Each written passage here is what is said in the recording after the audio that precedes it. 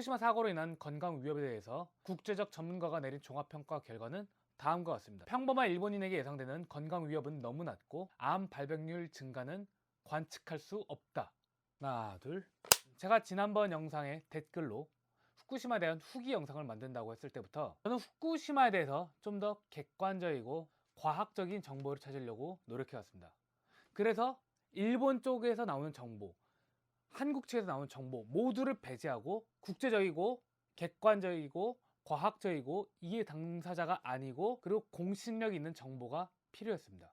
그래서 이후 저는 과학 관련 학술지나 공신력 있는 논문, UN, WHO, 미국 방사선 방호학회 등에서 정보를 찾았습니다. 이 영상에서 중심적으로 설명할 것은 2013년 UN 방사선 방호학회에서 나온 후쿠시마에 대한 보고서와 그에 기반한 WHO의 후쿠시마 핵발전 사고로 인한 건강 위협 평가와 후쿠시마 핵발전 사고에 의한 국제적 보고서의 건강 위협에 대한 세부 사항을 중심으로 설명해 드리도록 하겠습니다. 영상에 처음 나왔듯이 국제적 전문가들은 일본인에게 예상되는 건강 위협은 낮고 암 발병률 증가는 관측할 수 없다라고 했습니다. WHO의 공공보건환경국장 마리아 네이라는 이 보고서의 핵심 내용은 특정한 인구 집단이나 장소에 있던 사람들에게 어떠한 암 발병 증가가 정확히 몇이냐라는 것을 특정하는 데 있다라고 얘기했습니다. 그리고 그녀는 방사능에 가장 오염된 장소에서는 암 발병률이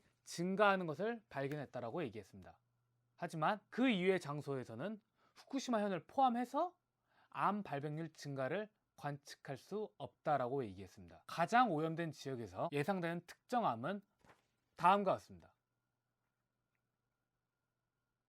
여기서 여아에 대해서는 평생에 걸쳐서 70%가 증가하는 것을 볼 수 있지만 이 모든 것은 다 곱산입니다. 평범한 일본 여성은 평생에 걸쳐서 약 0.75%로 갑상선 암에 발병하는데 여기에 0.5가 더해져서 1.25%가 되는 것입니다. 자, 이것들은 모두 곱산이지 더하기가 아닙니다. 제1 오염된 지역 말고 그 두 번째로 오염된 지역에서 그 위험도가 4분의 1로 떨어지고 그 이외 나머지 지역에서는 암 발병률 증가를 확인할 수 없다라고 얘기를 하고 있습니다. 그리고 이 보고서에서 사고 후 원자력 발전소에서 나오는 방사선이 유산, 사산, 기형아를 낳을 확률이 증가시킬 것으로 예상되지 않는다라고 이야기를 했습니다. 자, 이것들은 좀 저희가 알고 있던 후쿠시마 관련 상식과 많이 반하는데요. 다른 공신력 있는 정보에서 얻은 것을 기반해서 과학적으로 잘못된 상식들에 대해서 이야기를 해보도록 하겠습니다. 후쿠시마 방사능으로 인한 사망자는 없습니다. 후쿠시마 원전으로 인한 사망자는 약 2명이지만 이는 복구 작업 중의 사망사고로 방사능에 의한 사망자는 없습니다. 유엔 과학위원회에서 나온 보고서에 의하면 방사능이 유출되는 후쿠시마 근해 그 지역을 제외하고는 문제가 없다라고 이야기를 하고 있습니다. 그리고 후쿠시마에 대한 소아 갑상선 암에 대해서도 이 보고서에서는 확실히 짚고 넘어갔는데 사고 후 후쿠시마현의 소아 갑상선 암의 발병률은 10만 명당 1명꼴로 사고 전에 10만 명당 1.1명이랑 크게 차이가 없습니다. 후쿠시마 사고는 체르노빌 사고에 비해서 방사능 유출량이 약 15에서 17%라고 국제적으로 통용되고 있습니다. 아까 말씀드렸다시피 암 발병률은 굉장히 낮습니다. 근데 우리나라 이제 탈핵주의자들 중에선 이런 주장을 하시는 분이 계시죠. 의학교과서에는 피폭량하고 건강 위협이 정비례한다. 그렇게 되어 있습니다. 그러니까 특히 유전병하고 암 발생은 정비례 관계예요. 피폭량이 적더라도 그 적은 만큼 위험합니다. 암 확률이 증가해요. 그래서 의학적 안전 기준치는 제로다 이렇게 봐야 됩니다. 그렇기 때문에 우리는 최선을 다해서 피폭량을 줄이기 위해 노력해야 되는 거고요.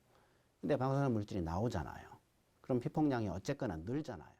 네, 이 사람 말이 맞습니다. 하지만 이 교수님께서 아마 그 교과서 다음 부분을 빼먹으셨는데 암 발병률은 100mSv 미만에서는 관측할 수가 없습니다. 암 발병률 증가는 1시버트당 5.5%가 증가합니다. 그래서 100mSv에서는 평생에 걸쳐서 암 발병률이 0.55%가 증가하기 때문에 통계학적으로 그것을 관측할 수가 없는 것입니다. 왜냐하면 살면서 우리가 암에 발병하는 많은 요인이 따로 있습니다. 생활 습관, 스트레스, 매연, 공해, 그리고 우리가 좋아하는 햄이나 베이컨 같은 것도 WHO에서 정한 1급 발암물질입니다. 이걸 매일 50g씩 먹으면 우리의 대장암 발병률이 17%가 증가합니다. 후쿠시마보다 방사능 유출이 더 컸던 체르노빌 사건에서도 11만 명의 제염 작업자 중에서 약 0.1%만 백혈병에 걸리게 되었고, 이것들이 모두 피폭이 원인이라고 볼 수가 없습니다. 섭취한 방사능 물질은 평생 갖는 것이 아니라 계속 배출을 합니다. 근데 이것도 말이 맞는 말씀이지만, 우리가 가만히 있으면 아무런 DNA 손상이 없을 것이다 라고 이야기를 하는데, 우리의 DNA는 세포 하나당 하루에 수만 번씩 손상이 발생합니다. 이것을 우리 몸에 있는 10조 개 가량의 세포랑 다 곱하면 하루에 약 100경의 DNA 오류가 발생하는 것입니다. 후쿠시마 사고로 인해서 건강 위협이 전혀 없느냐?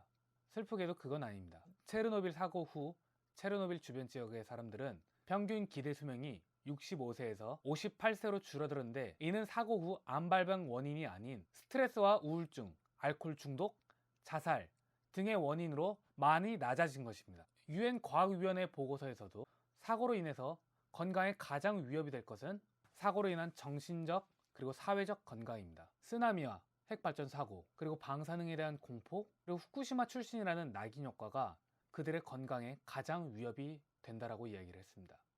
그리고 실제로 또 그렇고요. 그래서 어떤 과학자는 극단적으로 사고 후 아예 그냥 평범하게 일상을 후쿠시마에서 살았으면 차라리 지금보다 더 적은 숫자의 사람들이 죽었을 것이다 라고 이야기를 합니다. 결론을 말씀드려서 저 역시도 일본이 전부 다 위험한 것은 아니지만 아마도 후쿠시마 주변은 위험하지 않을까 라고 생각을 했었고, 또 그것으로 인해서 후쿠시마에 대해서 일본 사람들은 어떻게 생각하는가에 대해서 인터뷰를 했던 것입니다. 근데 공신력 있는 과학단체에서 이렇게 이야기를 한다면 세 가지 가설을 생각할 수밖에 없습니다. 첫째, 일본의 로비로 세계국제기구가 사실과 다른 이야기를 했고, 수많은 의사, 보건 전문가, 과학자들이 자신의 양심을 팔아서 거짓말을 사실인 것처럼 이야기를 하고 있다. 둘째, 우리가 감성적으로 사실이라고 믿고 있던 것이 실체적 과학적 사실에 부합하지 않는다. 셋째, 일루마이티가 이 모든 걸 다 조종하고 있고, 그리고 일루마이티는 일본의 로비를 받고 있다. 전 개인적으로 3번을 더 좋아하긴 하지만 그래도 전 과학자들의 양심을 믿습니다. 저는 과학을 아주 좋아합니다. 제 서재를 보아도 과학 서적이 거의 40% 과학 관련 대중서적을 읽는 것을 아주 좋아하고 있습니다. 왜냐하면 과학은 어떠한 이론이 자신의 감성적으로 굉장히 맞는다고 하더라도 이성적으로 계속 공격해서 살아남은 이론만 사실이라고 이야기를 합니다. 내가 믿는다고 해서 그것이 사실이라고 이야기를 한다면 그것은 과학이 아니죠. 종교죠. 내가 어떤 것을 믿기 때문에 수많은 증거를 조작을 한다면 그것은 과학이 아닙니다. 사입이죠. 후쿠시마에 대해서 제가 얻은 대부분의 정보를 다 밑에 링크로 적어두겠습니다. 제가 이 영상에서 이야기한 것은 거기서 나온 이야기로만 꾸민 내용입니다. 혹시 필요하신다면 클릭하셔서 읽어보세요. 감사합니다.